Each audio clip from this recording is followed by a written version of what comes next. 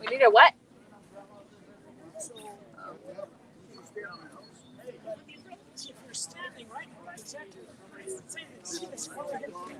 I got this. I'm good. Yeah, I'm good.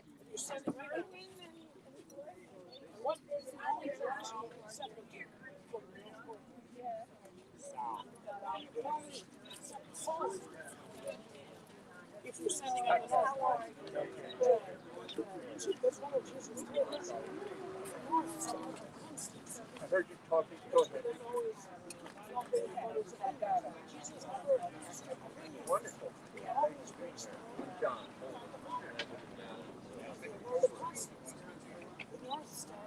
And I heard you talking about Furman and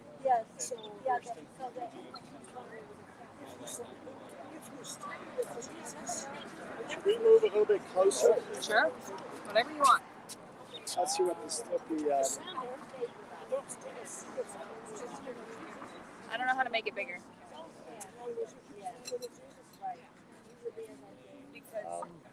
Pretty good view. You got the whole court and signs. I'll move closer.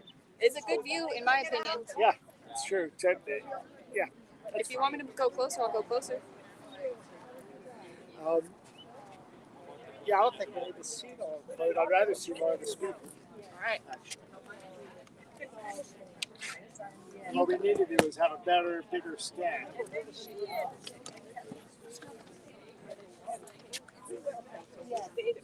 Bigger and better? Yeah, that should be good. Yes.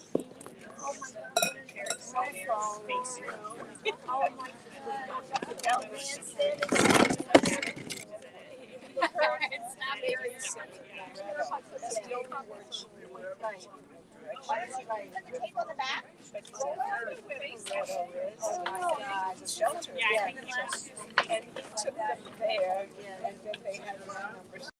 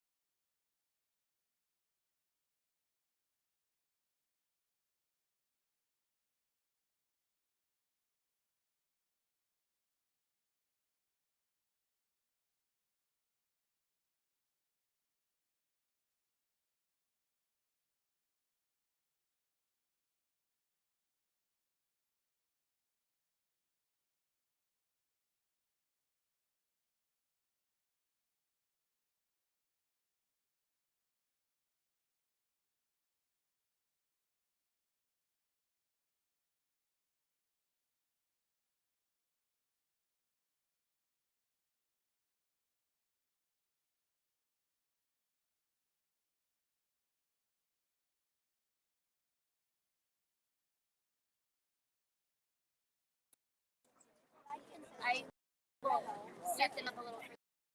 Yeah, that'd be great.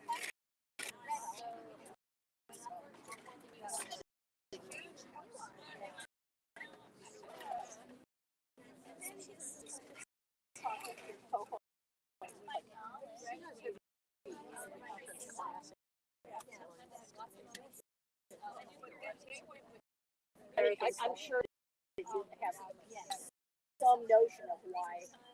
Well, I graduated from it. I don't know.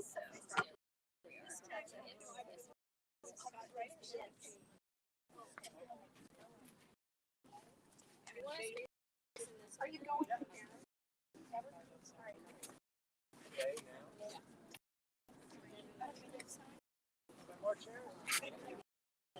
For what that is? That's not a big deal.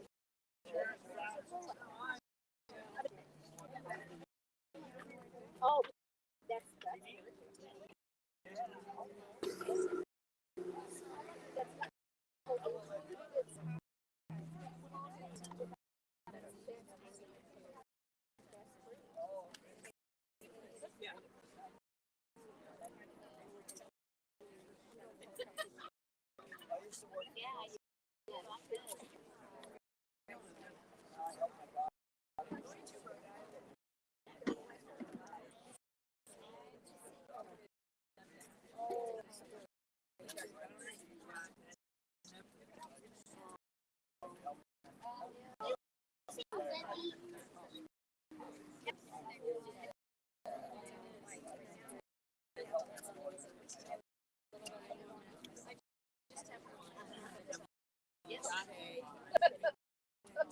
I know. I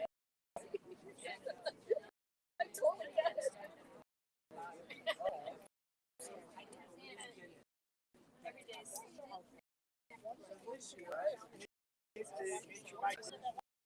But you're live, right?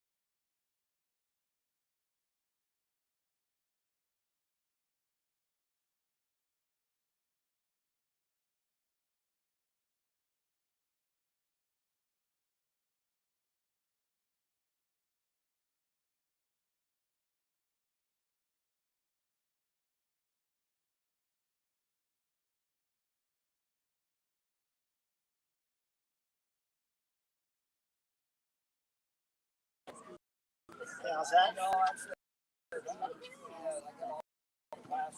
Okay, go ahead.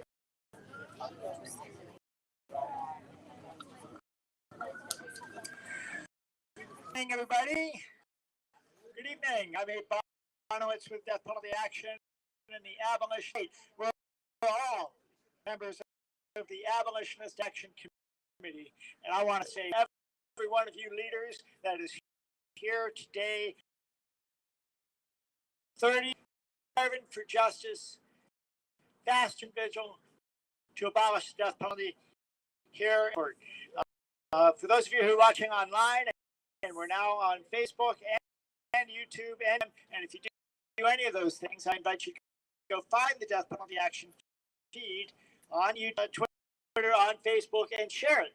so that more people can enjoy, is probably a better word, some of what we're about to hear. It's the 30th year that we've done this here at the Supreme Court, and what we do in the evenings, and all day long we're out here in the sun and in the, well, that's the joke. If you heard about a suspicious package today, that's BS. It was actually just a guy went up on the plaza and that became an incident that probably cost the U.S. government a couple $100,000 and all that stuff, and we all had to leave. But we're back, and we're here because the death penalty is still happening. We're here to stop the death penalty, here together. The reason that we're here today, 51 years ago, in 1972, on June 29th, struck down all the death penalty laws in the country, forcing only to write new laws, many of which did. And then, July 2nd, 1976, those new laws were upheld. Resumption of executions. January 17th, 1977, we had the first execution. I think we're now at 1,500. So it's a lot. But when that too, hundreds of people had their death sentences, and one of those people is here with us tonight. So to begin our program tonight, Culhane, who is here from New York, and he's a little bit of his story, and I'm going to kick us off for the first evening teach-in of the Annual Fast Vigil to Abolish the Death Penalty. Chuck? Against lynchings. A lot of people in New York City, because of the many lynchings going on around the country and others. I'm very fortunate that I'm still alive, and I owe it to the people that were working to stop the death penalty. And I'm here because maybe I can give a little something back. When I was 26 years, I had the opportunity to teach a little bit up at the university. I developed a little facility with the writing, mostly poetry. I'd like to read one, maybe two short poems for you. Won a prize, and I'm thinking before I organize, put your best shot forward first, you know. So this is one I won a prize for with awards that come out every year for prisoners. And it's called "Of Cold Places." I used to keep a list of Lubyanka in Moscow, Portalova in Spain, Terminal Island, exotic names of cold places. I thought one day I'll make a poem listing all the names, their histories, hard memories of humans amongst stone. I'm older now. The lists grow, the edges of paper curl up and turn yellow, turn brown. The names still cry out without either of them. And I can't remember I was supposed to do, except live near the fire.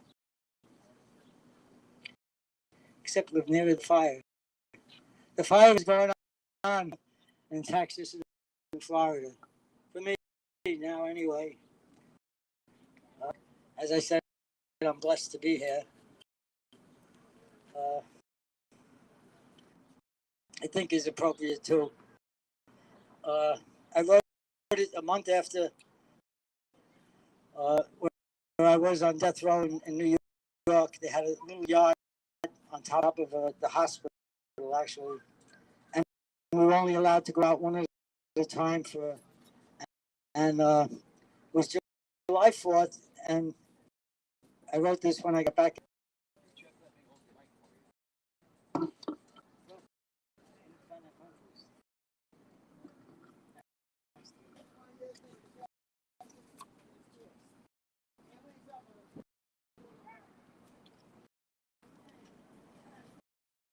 Thank you, Dave. I feel a little nervous, you know. I haven't been fasting too much. My body's like kind of. Try to imagine a little yard at maybe 40 by 60 hospital, right adjacent to the death row area. And I wrote in my boxer shorts on the 4th of July. I peed down the drain and went in for a cold shower down the gallery in a green towel Superman cape. And buddies laughing in the cages.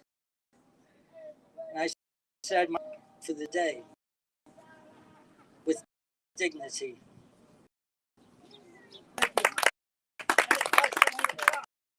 Yeah.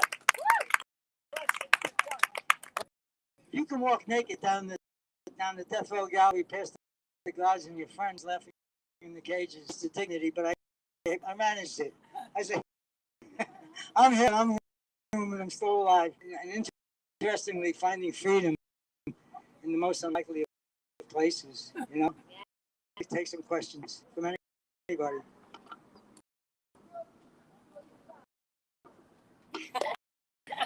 What do you do during executions these days?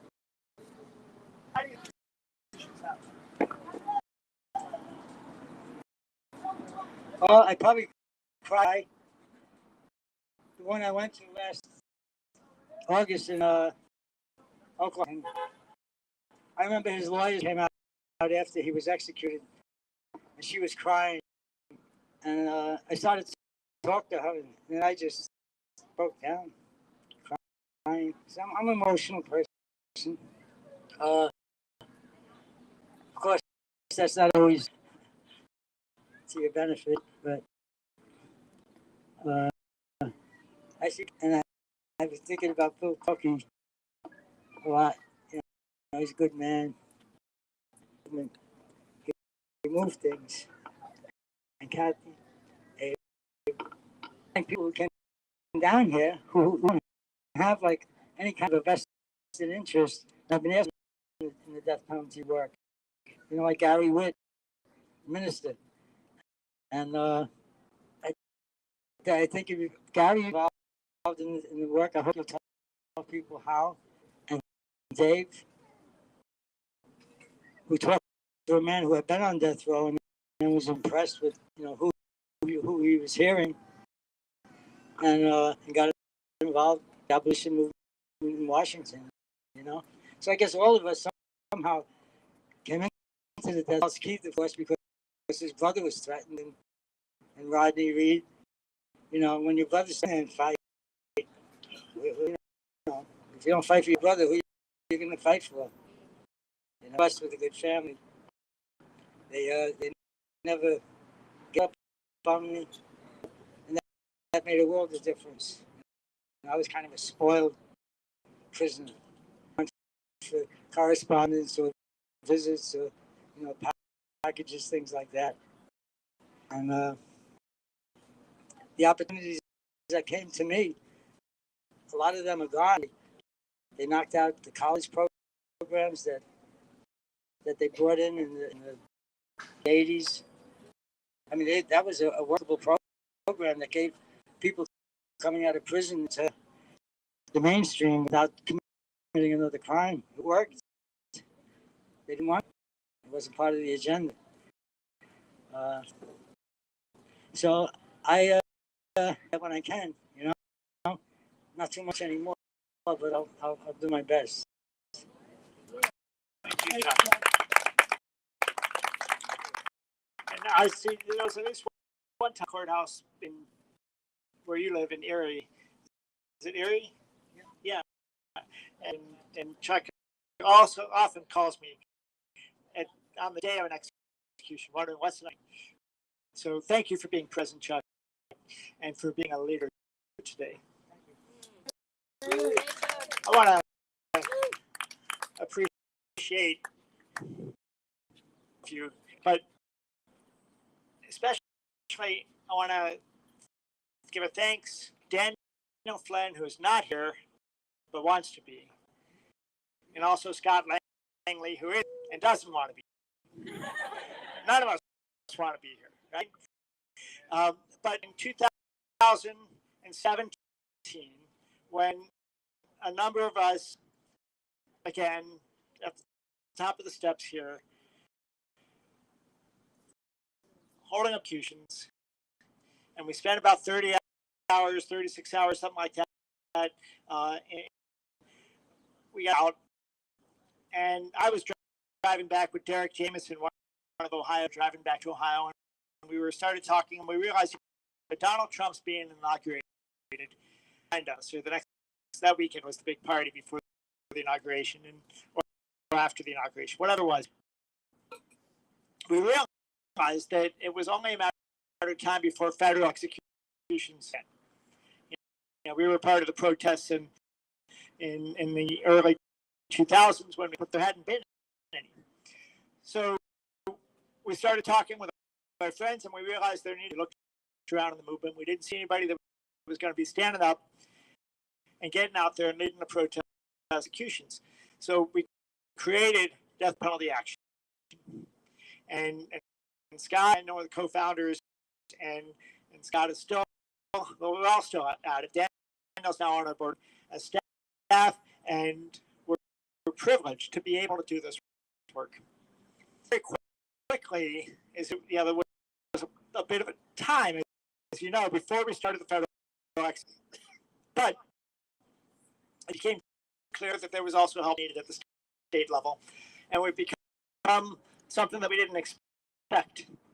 The only national death penalty organization that's focused exclusively on this issue that exists in this country, and we take that responsibility, very seriously. And at the same time, we feel like, what? It's us doing this. I mean, I know I feel like this. I feel like an imposter so often, but here we are. We step up and we just do what we need to do.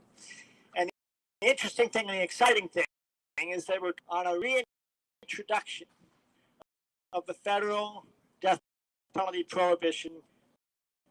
We've got a lot of work to do to find bipartisanship on that, but we have a number of leaders. There's probably going to be about 100. Glenn, did you get the co-sponsor? Yes, and you're on the bill, of course. We've got the legislation is going to be July 12th. Don't hold me to that because things shift, but it looks like it's going to be introduced. And then we all have a lot of work to get our members of Congress to support this bill. Bipartisanship in this, which shouldn't be too hard, actually, when you look like Oklahoma, where you have right-wing pro-death penalty legislators acknowledging that there's problem. And in Ohio, where Republicans are leading the campaign to end the death penalty, and in the Nebraska, vetoed it, and they passed it. They overrode the veto. More Republicans voted than Democrats. Okay, so it's not a liberal issue. It is bipartisan. We have to get there. New to this fight in Congress is with us tonight. And that's Representative Glenn Ivey, who's when I lived in Cheverly. He's been in my house. I've been in his house multiple times. And you and your wife, Jolene, who was going to be speaking also, but she's not able to tonight. So we have Glenn Ivey to share a bit about his experience. So please welcome.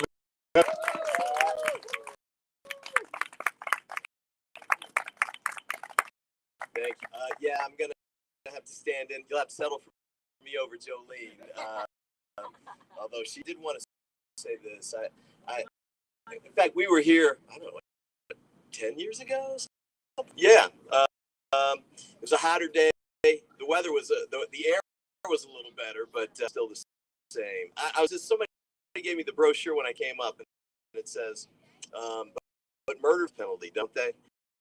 And this is one of the things that actually made me turn from, in fact, actually seeking the death penalty as a prosecutor, to opposing the death, and working with Abe and others to fight it in Annapolis and Maryland, and eventually getting it, which I felt like was really a highlight for some of the things that we'd accomplished in that decade. It was a long time coming. I've been a prosecutor here in Washington, D.C., down at the U.S. Attorney's 3 blocks that way. It was the 90s. It was the Dodge City era, 500 homicides a year in D.C. And Prince George's kept 150 to 200 a year.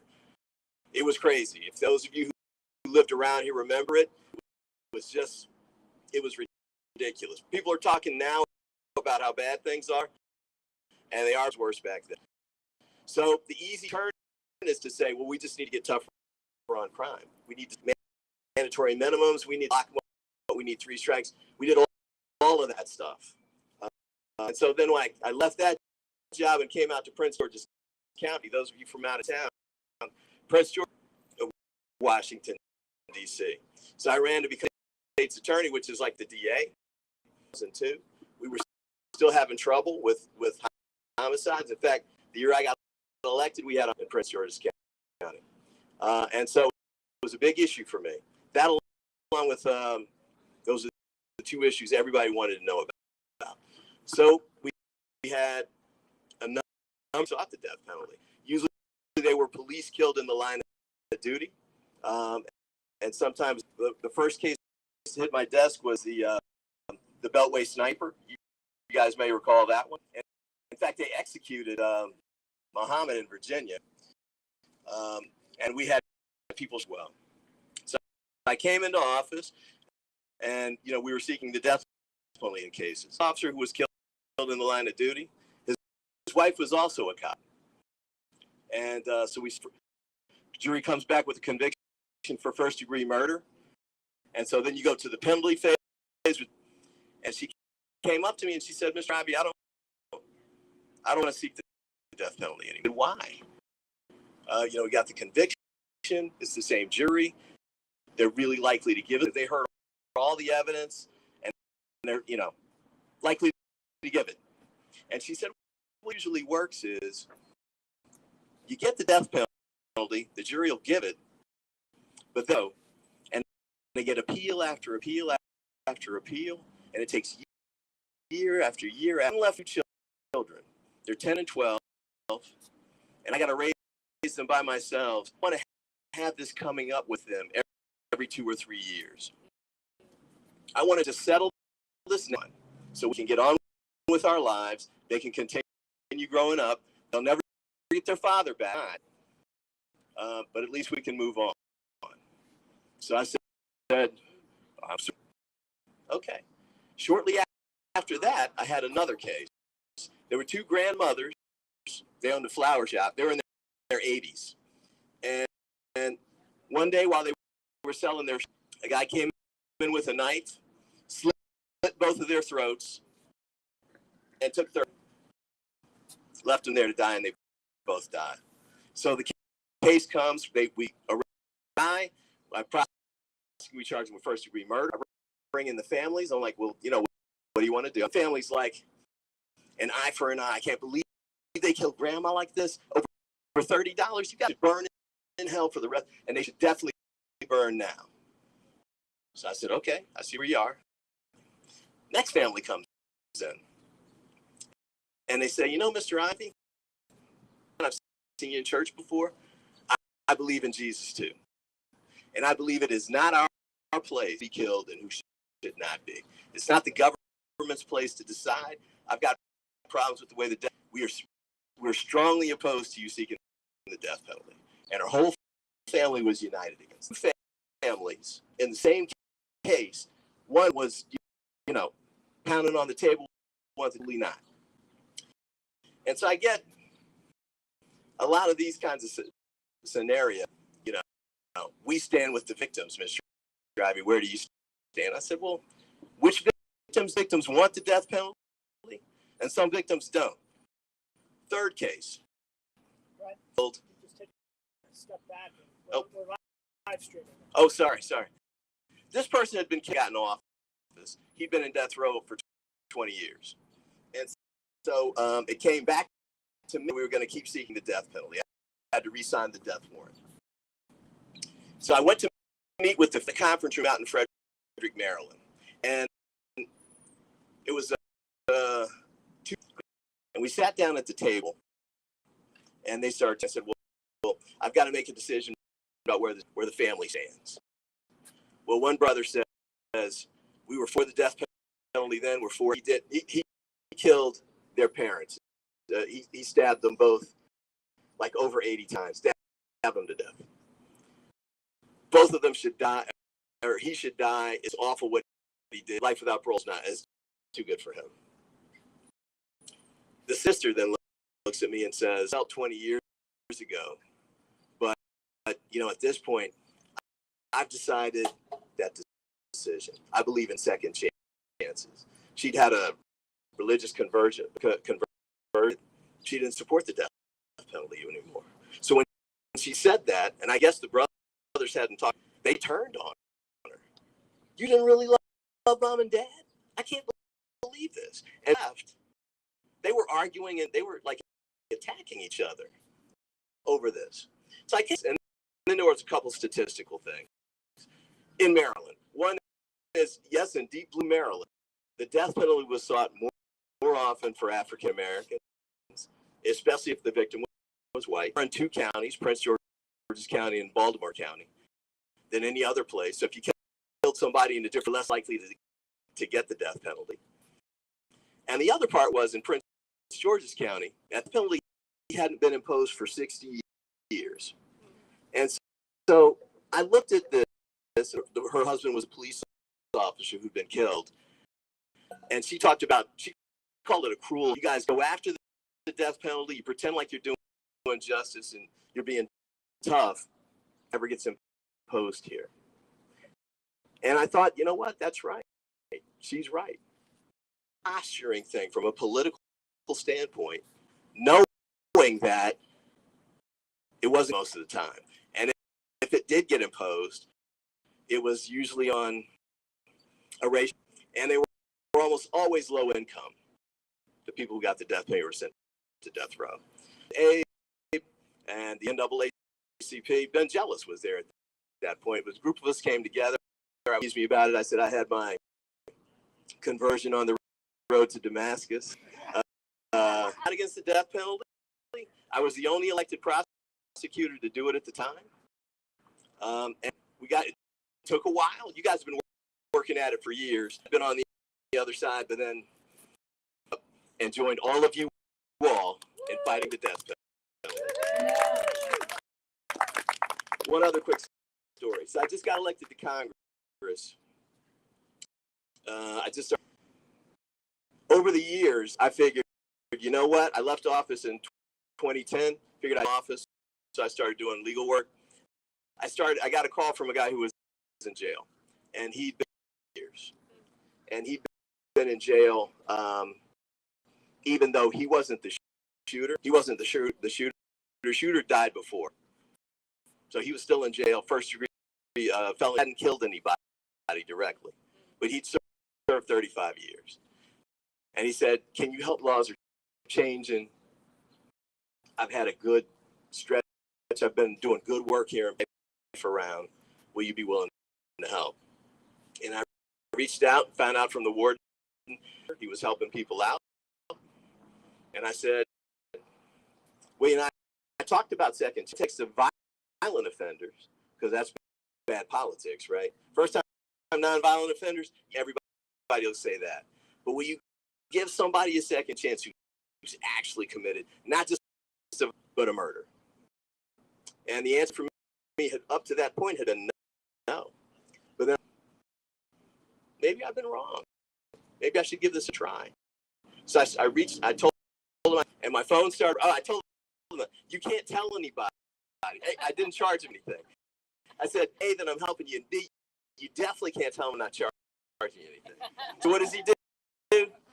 My phone was ringing off the hook. So I picked a couple of these guys to help out. And most of the time, cases, these are not actual innocence cases. The guys with DNA and all that, this is like people that did it. They'll sit me and they'll look me in the eye and say I did it, but it was 30. One that's 38 years. Well, I don't have them anymore, but because I had to give up my cases when I became a. I started working on with those cases, and the link between them and this is executed. Back then, they wouldn't have had the chance to turn their lives around. Thursday from last week, from started helping out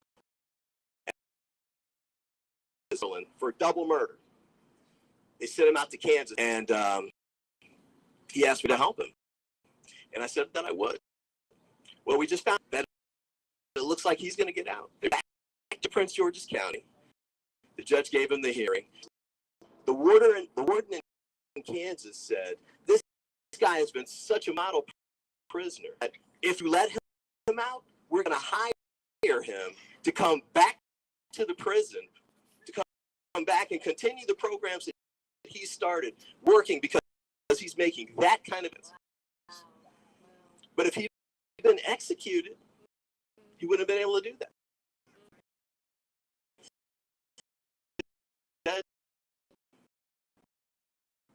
A lot of work to get done. Things are crazy here. That'll be another like half hour. But we know it's a weird now in politics. But you know what? This movement has come and stayed through all of it. You guys started back before Watergate, for Iran, all the weird things that it has continued. And the growth has continued. The change has continued. Working and stay the course. Because ultimately, the cause is right. So I know the country politically, we're in the right place morally. Our job now is to move the politics, moral center that we're holding right now. So look, keep up the great work. You're doing all of the right things, and you're saving lives and making an impact on people across the country. So and keep up the great work. I want to take a couple questions. I have the first one. Being an attorney, you might be some information on us. But you know, this hearing, the Supreme Court ruling last week, the case that says federal prisoners with innocence claims don't have access to it anymore. I'm not exactly sure the exact term. Are you familiar with that one? It just happened. I haven't had a chance to read it. Chin ruling from last year, which said that state prisoners wanting to seek ineffective assistance of counsel can access the federal courts for this. I mean, by violation, I want to give you a chance to just respond to some of that, and maybe about what's happening with the federal abolition bill. Then add that too. Well, you know, I wish I could give you better news about some of the things that are happening at the Supreme Court. I mean, this is a tough. In the morning, we were talking about the affirmative action ruling. Got a couple good surprises on the whole. I mean, we're just over a year after throwing out Roe v. Wade, and I think we got a long slog of more of these kinds of decisions to come. I think part of what that means is we got so abolishing the death penalty in Maryland. We were able to do that, changing the law. People who are on, life without parole or serving life sentences could get better shots. Some positive things happen at the federal level. The First Step Act was a good step in there. Don't know if we're going to be able to sustain that over time. The Republican mantra at this point is really pushing hard, tough on crime. If you live in the area, you saw what they just did with the D.C. legislation. D.C. from changing some of the local criminal laws because it wasn't tough enough. It was just kind of show. So we got a lot to do on that front. I think Bill, look, I wish I could tell you it looks well, in the House, at least, well, you know, they just filed articles to impeach Joe Biden. And if you followed it, not only did they file articles of impeachment, they were them first. And when Obert filed before Marjorie Taylor Greene, swearing match there. So that's where the politics are. Impeachment's next to probably the most important power that the House has, and they're talking about it like it's a game.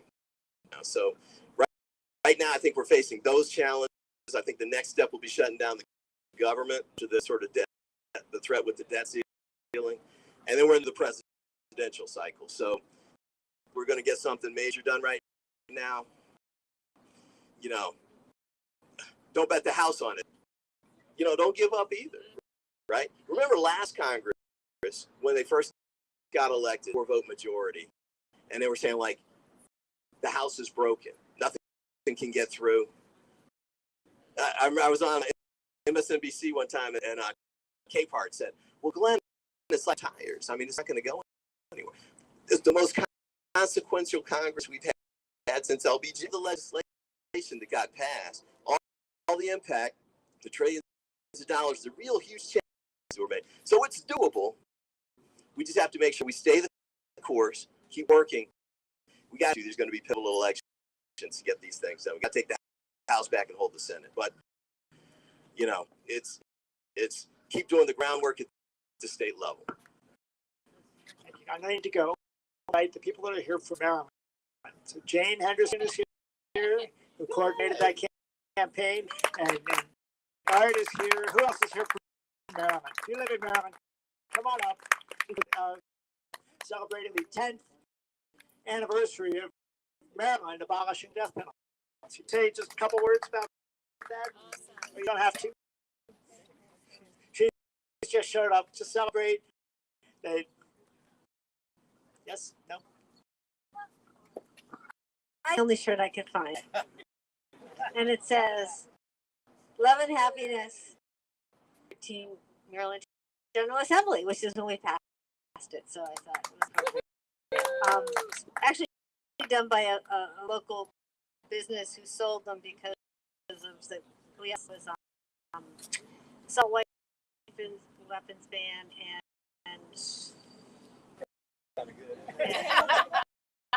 yeah. No, I mean, but they were actually.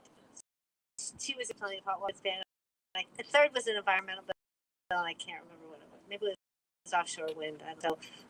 But it's been 10 years, and you know it's done. We have we have political.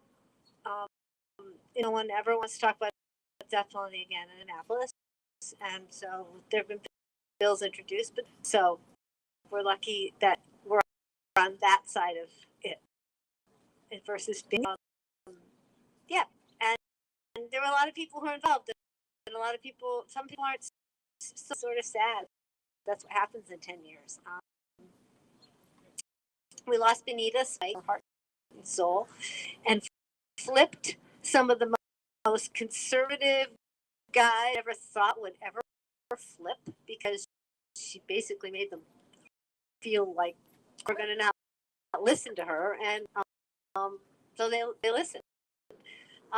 And also it's had a history at the end. There was one Black Caucus member we didn't get, only reported as being a Republican in the paper that day, and he was not happy about it.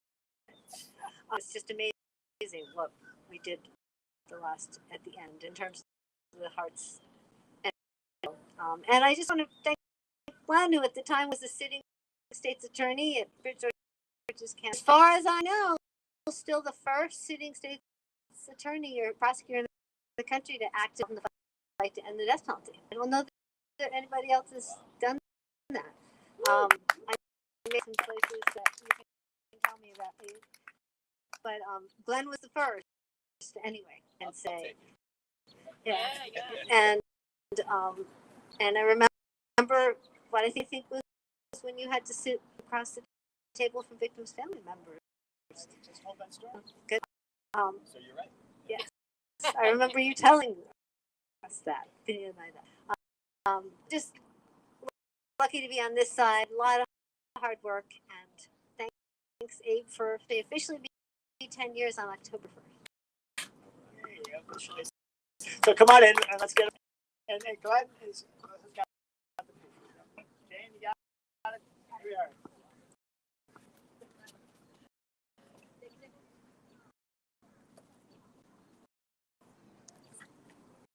All right. And Glenn is also, he didn't hesitate for a second. He on an amicus brief, a friend of the court brief, on behalf of Richard Glenn's execution too. Wow. So Glenn, we know you got to go. We're so grateful for you. Thank you very much again. We'll be in touch to talk about what we can do to fix Shin. Yeah. Thank you. All righty. Wow. But we need just a transition to come right back up. Sorry. There you are. So, ladies and gentlemen, I'll tell you how I met him. Now, we had sort of encountered ourselves and each other in the horror. But when I really met Art Laffin was when he and I were both put up against a brick wall after getting arrested. And he started singing. And I was like, what in the world? Art Laffin sings. And he tells the story. Welcome, Art Laffin.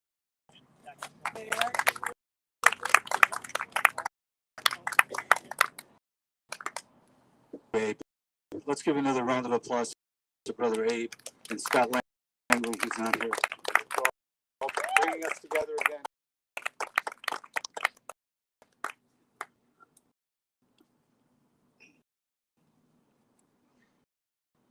In the Catholic tradition, today, feast of St. Peter and Paul, both of whom were because they followed Jesus. And here's how I'm just going to change the words a little bit. I hope you don't mind. Peter and Paul actually were, I don't know if they were ever in jail together, but they might be. Paul and Peter bound in jail, no money for to go their bail. Keep your eyes on the hole inside us. Began to pray with Peter, and those chains just fell. Keep your eyes on the prize. Hold on. Hold on. Keep on the prize. Hold on. Let me hear you. Hold on. Hold on. Keep your eyes on. Hold on. Peter and Paul and pray, and those chains fell away. Eyes on the prize. Hold on. Hold on. Keep your eyes. Hold on. We've known hatred and violence too, but see us through. Keep your eyes on the prize. Hold on. Hold on. Eyes on the prize. Hold on. The only chain is the chain of hand in hand. Keep your eyes. Hold on. Hold on. Hold on. Keep your eyes on the prize. Hold on. Hold on. Keep on the prize. Hold on. Keep your eyes on that prize. Keep your eyes on that prize and hold on.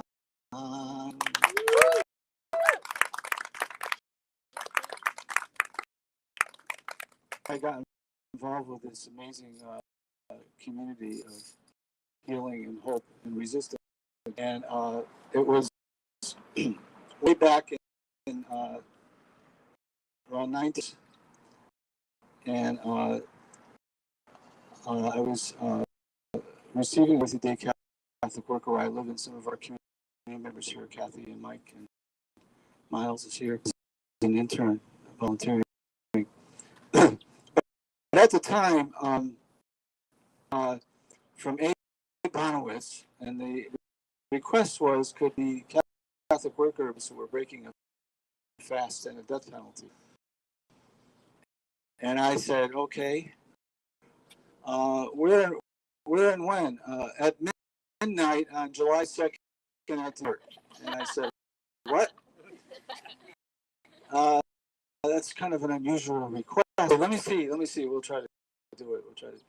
So anyway, that was my introduction to this circle. And then I got to be friends with founders. And I'd just like to call into our presence here tonight. Sorry we mentioned Bill and Ray Cushing, inspirations for me in my own journey. And I'd also presence Mary Yeager Lane, who's in Florida right now, but she's with. So anyway, I met all these great folks, and then a year later, I was invited to be part of that action Supreme Court to hold a banner, third stop executions. That was in '97, and so I was honored to group standing for life and justice and resistance to the state-sanctioned killing proposed in front of this building here, which there's nothing supreme about a court that sanctions killing. And so, and then there have been subsequent actions since. But then that's what Ava was referring to earlier. And so, aftermath of the action, I was our friends who were arrested, and I began hearing these stories about the who were went through experiences, and I couldn't believe their stories, and moreover, they were saying that they could forgive those who killed their loved one. And so the experience of that made me. And then 2 years later, became a murder victim family member. When my brother in Hartford, Connecticut. And I can't believe that it happened all these years later. We live in a town victim of violence, and this came home to me in a very powerful way. 1999, when Paul was murdered by a man who did the homeless shelter and soup kitchen where my brother had worked and ministered. My brother was leaving work on the afternoon of September 20th in Hartford, Connecticut at the Mercy. This man approached him and began stabbing him repeatedly, and shortly thereafter. I'd like to invite you, please, to Brother Dennis Sutar, the man who killed my brother, to join with me tonight in praying for his will know God's forgiving love. Meet members of his family shortly after the this. And what I discovered was not only was my family in shock and grieving, but also Dennis's family was experiencing the same double tragedy. And Dennis had been hospitalized, suffering from severe mental illness, schizophrenia, because the state of Connecticut cut funding for the mentally ill, homeless, and poor, Dennis was released onto the streets and didn't have anybody to help him in the way he needed. He fell through the cracks, and he was estranged, and he had the medications that he needed for his, and it resulted in the death of my brother. Had Dennis gone to trial, he would face the death penalty. But he was found mentally incompetent to go to trial, and what it effectively is a life sentence in a Connecticut prison hospital.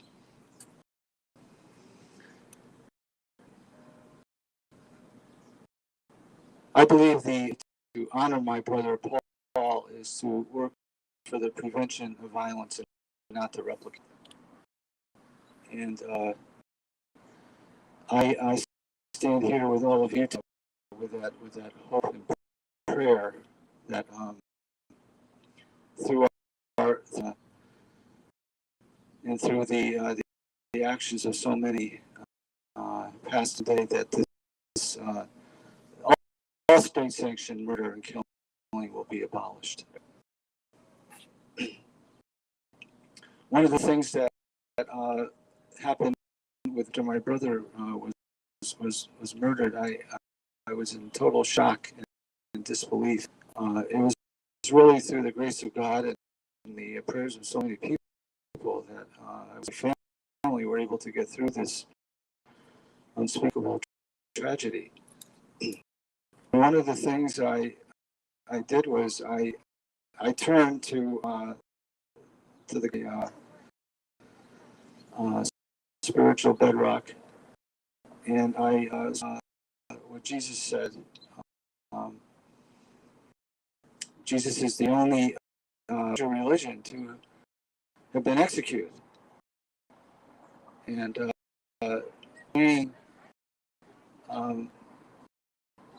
be merciful as God is merciful, and you will be forgiven. And then when he's on the cross, he's asking God to forgive those who are murdering, thereby putting into practice this seemingly impossible command that he gave: love your enemies. Love your enemies. And Jesus doing that on the cross, how to die, and establishing a new history for humankind based on nonviolent, self-giving love. And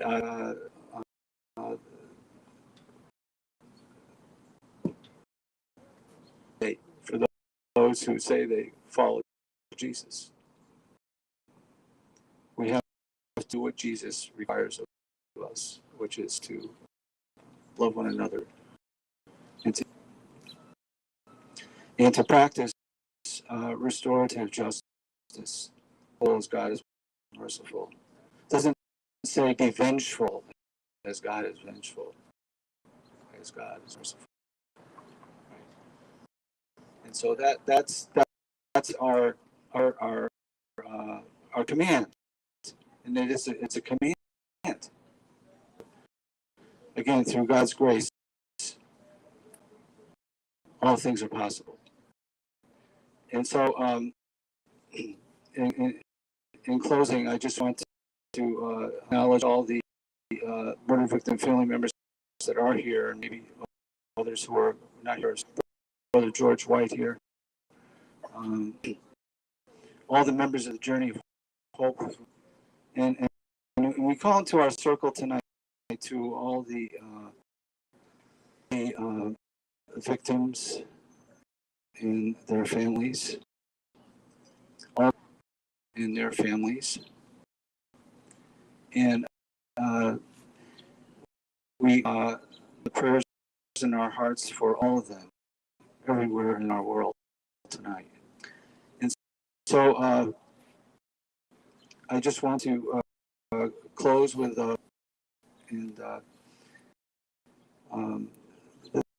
this is a song once before. And it's a song about really being faithful and refusing to give up.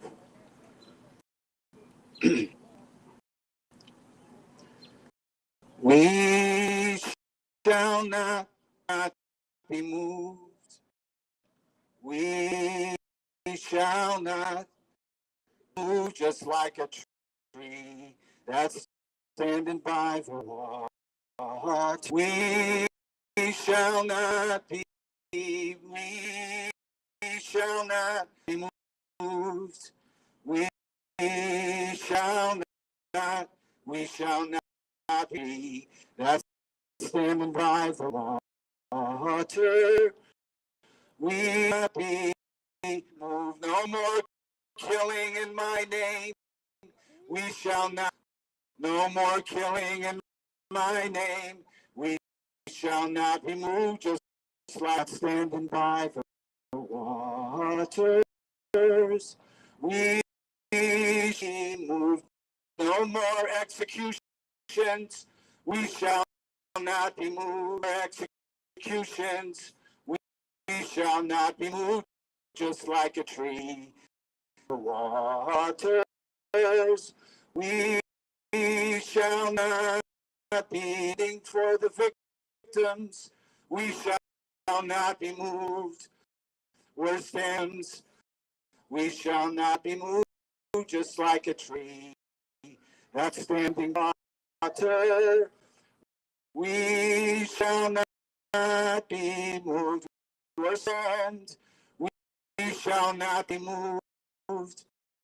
We're standing for.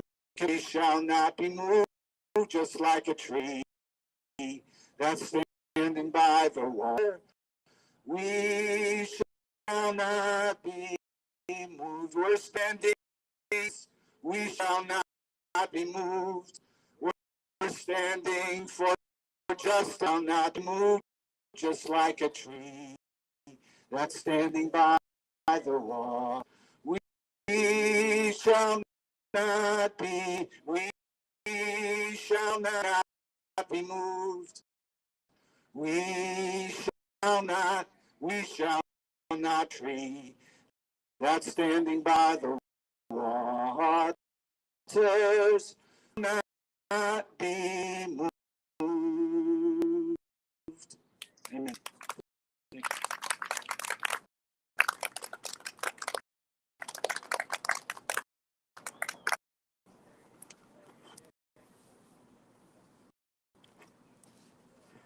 Thank you. Can I get somebody to support George as he shuffles up here and bring a chair for him? Don't everybody go at once. Going at once that you couldn't see. Art mentioning Hope from Violence to Healing, and that's what we're about to hear, is one of the founding board members to Healing. Now, I do want to note and encourage, this is, I don't know how many years in a row now that the Journey of Hope from Violence to Healing Board of Directors is during the Fast and Vigil, so that they can be present for the Fast and Vigil. If this is how we come together as a movement, is we put things together in a way that makes our entities, other organizations, other efforts. And that's what's happening as we has arrived. She's around here somewhere. There she is. And Terry Steinberg is there. She is. Who else is here that's on the board of directors of the Journey of Hope from Violence to Healing? There's Kathy. Oh, of course, Kathy is on the board of directors of the Journey of Hope from Kathy Harris, and others are coming. Bob Gross will be here, and others. Anyway, point is, we are together with people that have really doing so much in this movement because they have stories to tell and they tell them. And that is why one of the things I wanted to say is Art was singing. I wanted to share with you. I had a printed plan out schedule for this the speaker programs. Glenn Ivey was not the only congressperson that I invited. We had a bunch of people that we've been waiting for responses. So are they coming? There's still a couple holdouts, not counting on it. But Glenn showed up, and because we held open that space, Art Beer, we were able to plug him in, and George is here, and he's able to roll on a dime. So in the next couple of days, we're going to hear from Reverend Sharon Risher, the board chair of Death Penalty Action and Murder Victim, Reverend Dr. Jeff Hood, who has been in the death chamber, and it's quite likely he'll be in it at least once more this year, prisoners as they're being killed. Randy Gardner, we hope, will make it. Another who has lost a loved one to murder, in this case by firing squad by the state of Utah, and having a little trouble getting this way. But we're going to see what happens if he makes it. And that's in between, we get to join with others among us, and as some people that have stories to tell. So we're going to hear from one of the best right now, and that's George White. Thank you, Abe. Well, as Abe said, my name is presently called Virginia home. Looking around, there's out here that have heard me speak many times before. You're going to hear me again. I am a storyteller to tell. But what we're committed to is public education. And for those of us who have stood against the death penalty, met with the dismissal, well, you'd feel different if it happened to someone. I have a response for that. You're right. I did feel differently when my walker met. George, yes, sir. I helped raise that boy. On February 27, 1985, I was living my little prize, Alabama. I was vice president of an independent chain of building supply that were headquartered there in Enterprise. Enterprise was a small city of about 20,000. I called her Char. We had two small children. Our son Tom was 5. We had 2 houses, 2 cars, 2 dogs in Southeast Alabama back then. I guess I was. Char and I planned on going out to eat and going to a movie and grandmother. The phone rang. I picked up the phone. There was a man on the other end. He asked if he was in building supply, and I said I was. He apologized for calling me at the house. Said he had kind of had a circuit breaker go out that was hooked up to his freezer. Was there any way I could help him out? I mumbled under my breath, and I caught whatever. Yeah, I'll tell you what. I'll meet you out there in minutes. When I hung up the phone, I told Char, and she said, "Well, why don't I? Then maybe you won't get caught up too long, and we can make dinner and well." We went out. We got to the store. There wasn't anyone inside. We were there maybe 5 minutes when there was a knock at the door.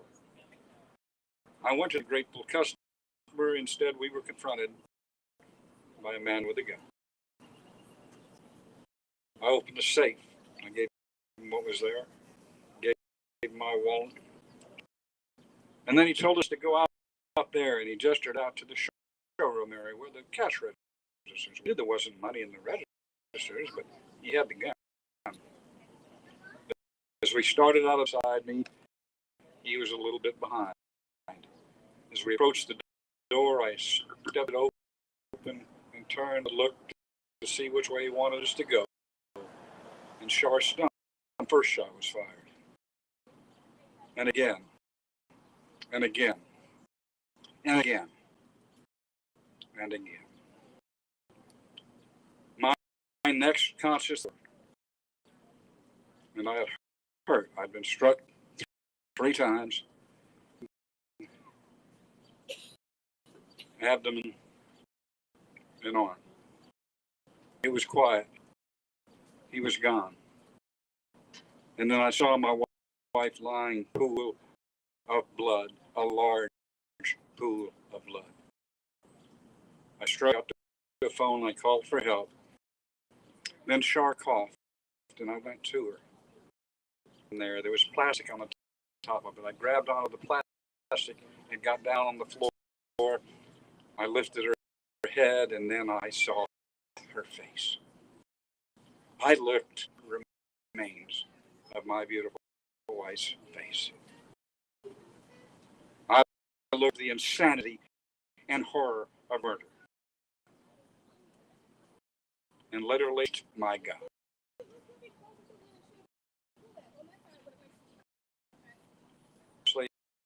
I lived. Char died. Family, my kids and I, that was just the beginning of the nightmare. 16 months later, I was indicted, arrested, and charged of my wife. I couldn't believe it. I mean, intellectually, I knew it was going, could not get a wrap around that. And to this moment, I still can't.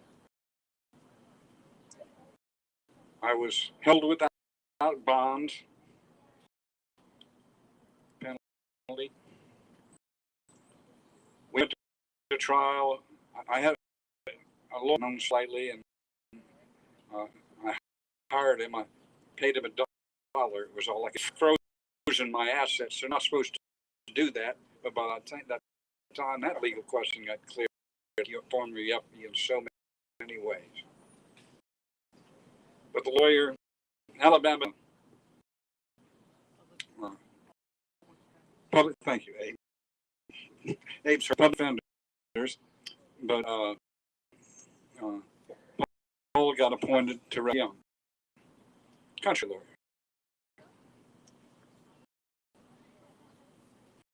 We went to trial some 14 months later. And Paul had filed an appeal to the appeals in Alabama, and reasonable bond set for me. And the president of my company was pending trial. And some 14 months later, I guess it was, I was still clinging to what once we got to trial, the truth would happen.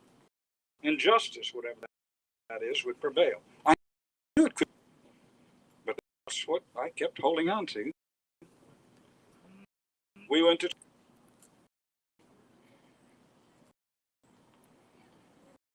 following a 2-way of Alabama, asked the jury to condemn me to death. However, I was lucky.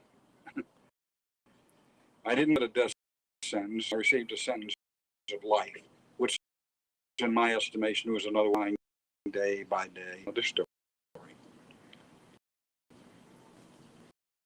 I was 2 years, 103 days.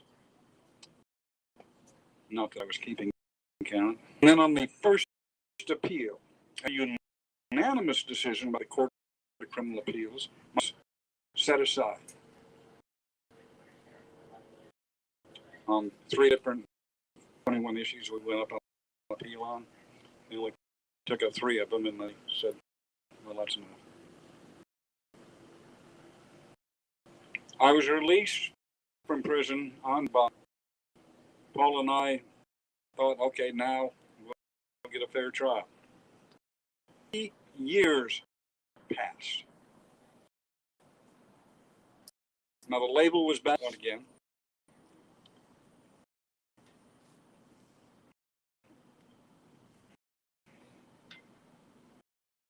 But over those 3 years, there were 16 in Coffee County, Alabama.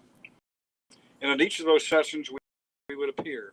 And by this time, I had my degree in business management and economics, but by God, I became educated like my brother over here has had to do too, to try to find out what's going on, to assist Paul in any way I could in my defense. There were 16 sessions when they would call out the state of Alabama versus Georgia. We would stand and that's present, ready to proceed. The state would say, "Our objection, it was continued beyond that term of court." That happened 16 consecutive.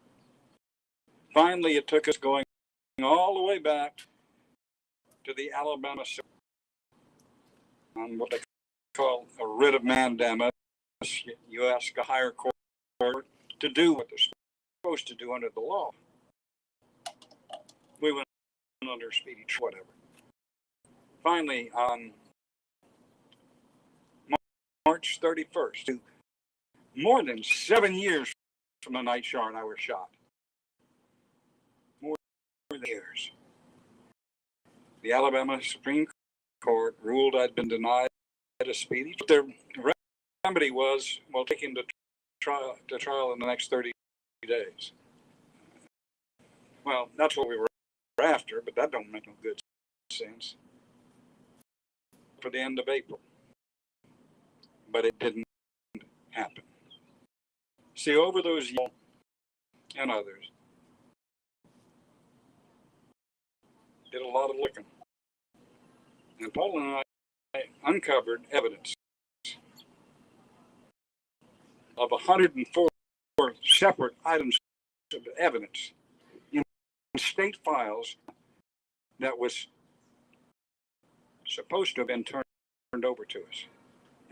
Evidence not only beyond a reasonable doubt, but beyond any doubt.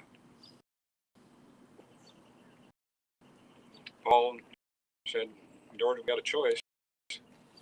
Now wait it or wait until trial." I said, "Well, we've already had bad luck at one trial. What the hell?"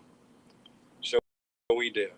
So Paul and I and four men carried out evidence, affidavits, tape recordings, ballistic and scientific evidence that proved my innocence. We walked into the DA's office. I remember kind of had a startled look on his face, and Paul said, "We know where he's at." And we just went by Mr. Joel Palmer's office. He looked up from his desk when he came as white as your shirt there, sir. And then the red came up.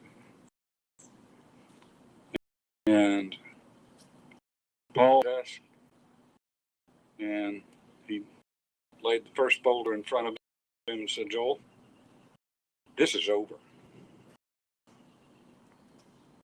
You got 24 hours.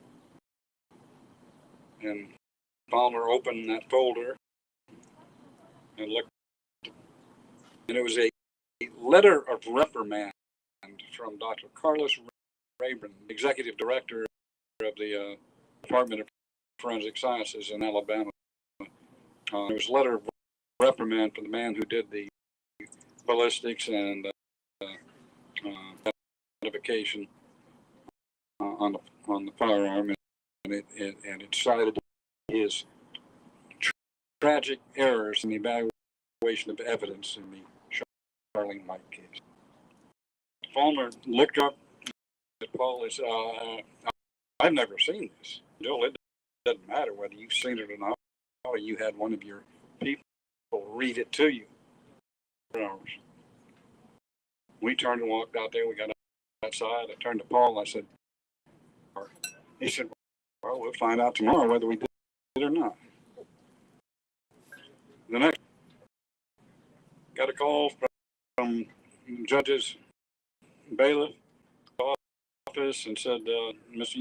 Young, need you and Mr. White over here as soon as you can get here." Out of the office, I turned to Paul's receptionist and I said, "Call the media, tell them there's something going on." Looked at me and he kind of smiled, and I said, it ain't happening in the dark no more." We got in there, we went in, the DA came out with the judge being what they call an ex parte discussion, which is not supposed to happen. But what handed us a 2-page motion to dismiss with prejudice. Now, that's one of the terms. It means that the court took judicial notice the stated barred from proceeding against me forevermore. Legally, it was opened with a whimper instead of a bang. And about that time, the media rushed into the courtroom. The judge looked up, and he looked at the man, and he said, "No, sir." He looked at Paul and said, "Did you call them?" Paul said, "No, sir, it's me." We exited the courthouse, top steps of that courthouse, and we were met by the media. They stuck the cameras and the microphone. And in Joel Palmer's face, and they asked him, "Well, what does this mean?" His response was, and I quote, "We're reopening the investigation for the man who did it. I have no further comment," and he walked away. That was by the state of Alabama in that matter. More than 7 years. Now, I share that story because I believe in public education. It's one of the, but it needs to be talked about and shared. And that's one of the reasons I helped Suzanne and Marietta and Sam Reed Shepherd. We have Hope from Violence to Healing, which is an organization led by murder victim family, joined by family members of the condemned or folks with stories to tell. And we go wherever we can go, share our stories. And they're tough, but it needs to be told. And just like I said earlier, if you oppose the death penalty, invariably you're going to be met with feel differently if it happened to someone you love. Well, in that case, use Suzanne's story. Use others' story. You may be right, but let me tell you about my friend George. Let me tell you about my friend Suzanne. Share the stories. We understand the pouch. It's not about us as individuals. We're not heroes. And I want to my brother Bill Pelkey. Bill and I traveled together. And at these, I'm missing. Do it other times. But I know Bill's smiling right now. Knows we're keeping the faith. And we're doing what we're supposed to be doing. Okay, that's one of my shorter versions.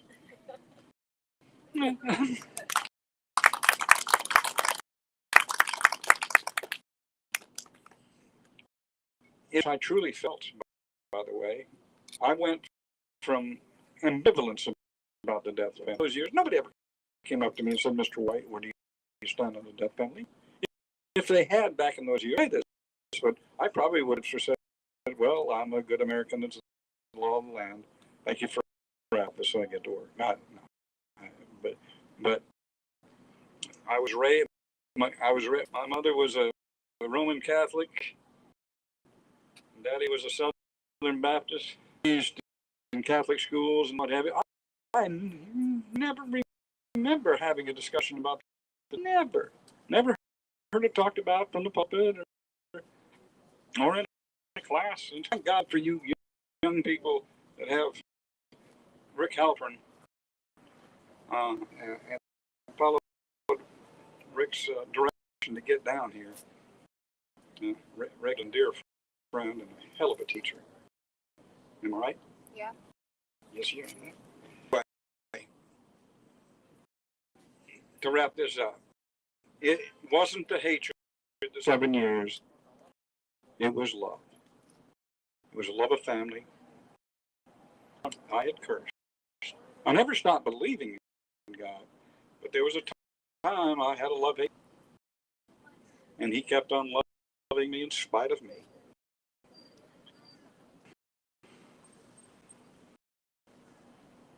I mean, no matter how bad it got for me, imagine how it was for my babies. And this is in no way minimize their rage, because they had every bit of that. Lost their mother, then they had the state of Alabama say, "Your daddy did it," and their response was to keep on loving me. Sometimes hating is easy. Sometimes it's just loving stuff that's hard. Bless your hearts. White love life. Let that be her legacy. Amen.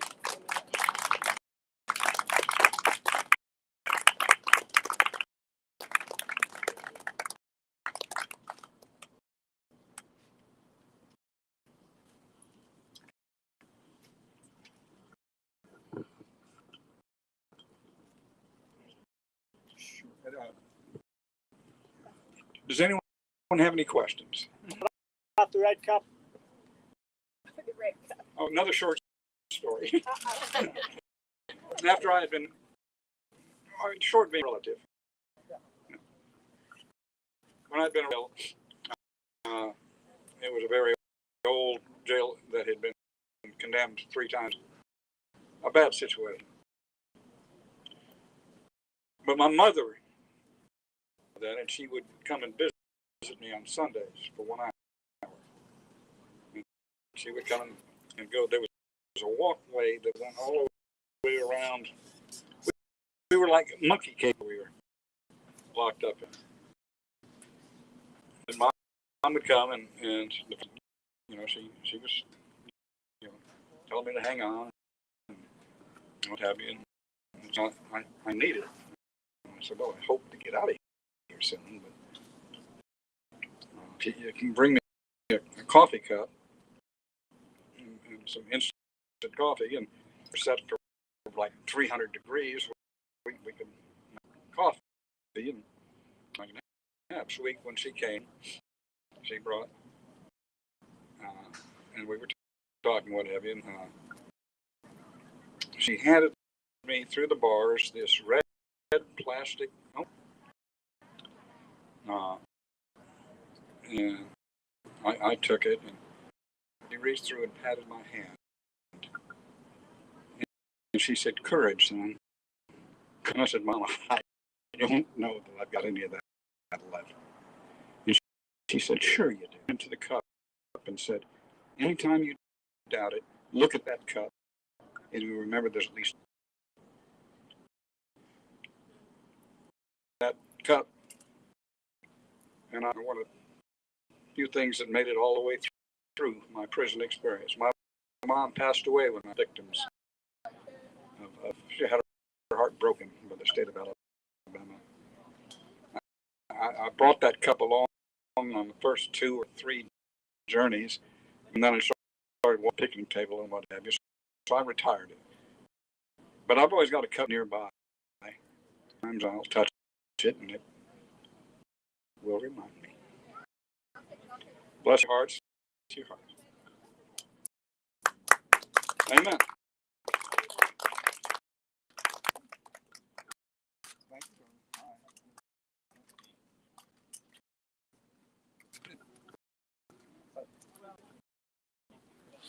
I would have got you, but I figured you would.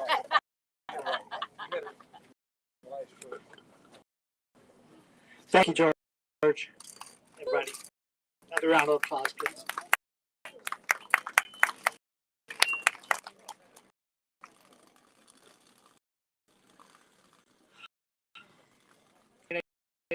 I wanted to make sure that we all know. Number one, if you haven't signed the petitions that are here, we've got to tell Congress to fix that Shane ruling, which we talked about a little bit with Glenn. We have a petition here to the government of Oklahoma, to Anthony Sanchez. That's a whole story that you can find right on the web page of Death Penalty. Petition to the state of Alabama about the upcoming execution there. They're looking at trying out their new gas chambers, so let's be aware of that. On the end here of this table, that'll take you to the GoFundMe page for Sam Randolph. He's number 187 out of 192 people on the official list from death row here in the United States. He was freed a year ago, but he's still not free. And the reason is because most got out of prison, having been exonerated, he found himself by corrections officers. Nobody denies that this happened. And what he's also undeniable or crippled. He can't stand, he can't sit, he can't bend. But there's a possibility of relief. And that is that has said, I'll do this for free. You come to my facility, there'll be no charges here. Insurance is going to help.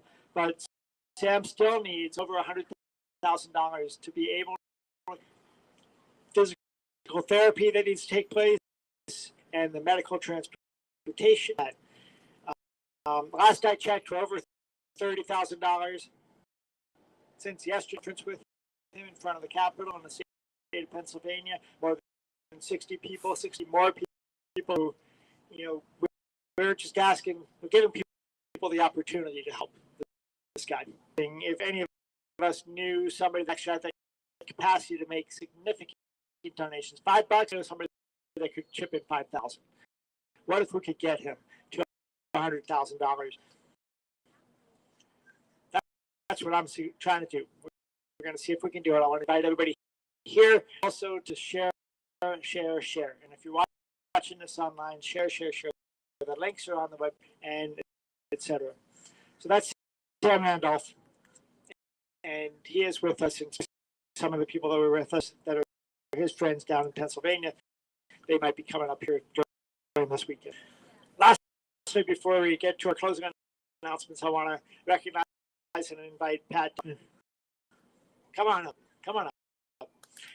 This is somebody that is basically the death penalty movement in El Paso, Texas, and she's going to be very shy and very bashful about hearing your name forever. And we finally got a chance to meet face to face today. And you and the folks in El Paso, if you don't know, is just all the way on the very edge of Texas. All the things that happen in Texas because it's so far away. But Pat, I want to give you a chance to. I always tell people I live in El Paso, on the border, not Texas, Texas at all. But sure enough, we have a execution World Day Against the Death Penalty on October 10th. So, and he's from, and then 2 more in November. So we do a courthouse, on days of execution in Texas, and we try to do vigils and all, and people there that are, I hope they're watching a little of this. Thank you very much. Round of applause, please. Pat, they're watching, and Jedediah Murphy and I have been corresponding. It turned out he's Jewish as well. So we're working on organizing. There'll be a web page coming up on him very soon, as soon as I do my. And that's October 10th. You're going to be hearing a lot more about Jedediah Murphy. So he probably did what they accused him of doing. He's got some severe mental illness issues. And what he talks about, which is going to me reading about. They had him in a stupor during trial. It's the only way they could get him to sit still and to be somebody that could be culpable. So you're going to be hearing about that. How many people here are fasting? A few of us are fasting. This is the annual Fast and Vigil to Abolish the Death Penalty. So that we're coming to the close of the first day of 4 days, June 29th to July 2nd. So thank you all for being present. Thanks to everybody for looking out for each other. We're blessed this year with reasonable weather. Tomorrow, they say, we're going to have just a high of 90, which for us is actually, and hopefully we won't have any more hazmat incidents like we did earlier today here. So if you are seeing us and you didn't know this was happening, every day, June 29th, and the next day and Sunday, we'll be out here each evening. We'll have we're going to hear more from Roderick Reed. Is Roderick still out here? He went away. We're going to be hearing from Sharon Risher. We're going to be hearing from others among us. We'll hear from other people. It's all going to be fascinating and we're grateful for the opportunity to be here with you all. I just want to say, there went the microphone. So, we just need to move all of the stuff, and we really need everybody to help, and it would be super helpful, especially chats and all that. What always happens is that people have to chit-chat the work done. And what we want to ask tonight is that everybody help get the work done, and we can all sit around and chit-chat. That'd be really cool. But before we go, all right, if you can't stand up, come a little bit closer. All right,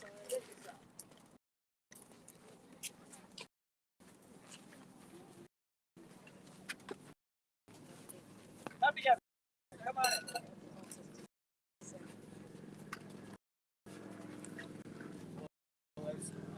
As Brother George was sharing his story and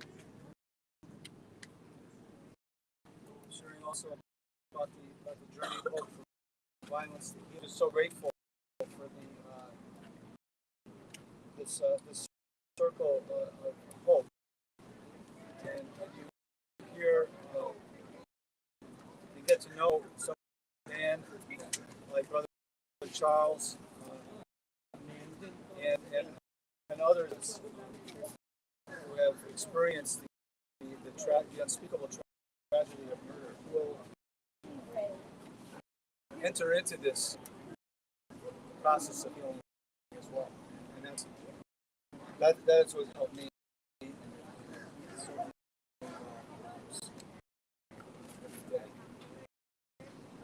And so this is a song about healing. I think some of you know it. It's a call response song. So oh, healing, send down your water, send down your water upon this land.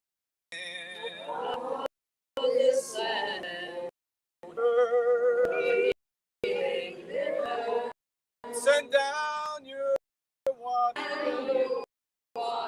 and wash the blood from off this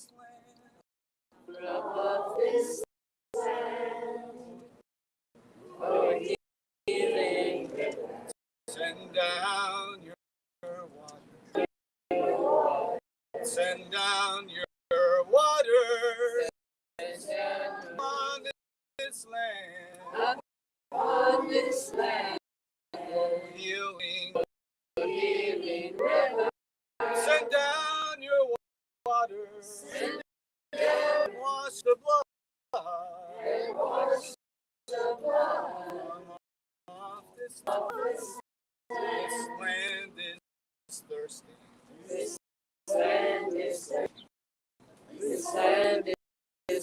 Oh, seed is growing, barren ground, in the barren ground. Oh, healing river, send down your water. Oh, healing river, send your waters down. Send your waters, seed of freedom, seed of freedom.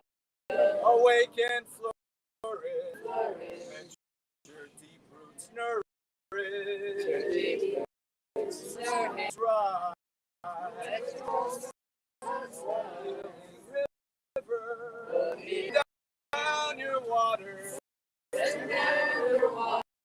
and wash the blood from off this land.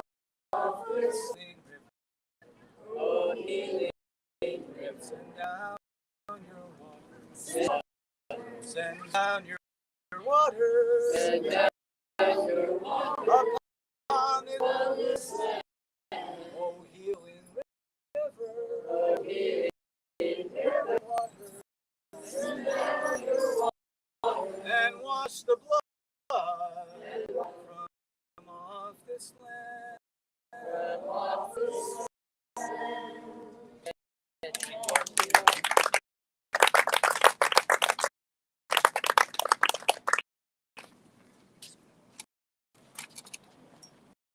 Thank you all. You know what to do.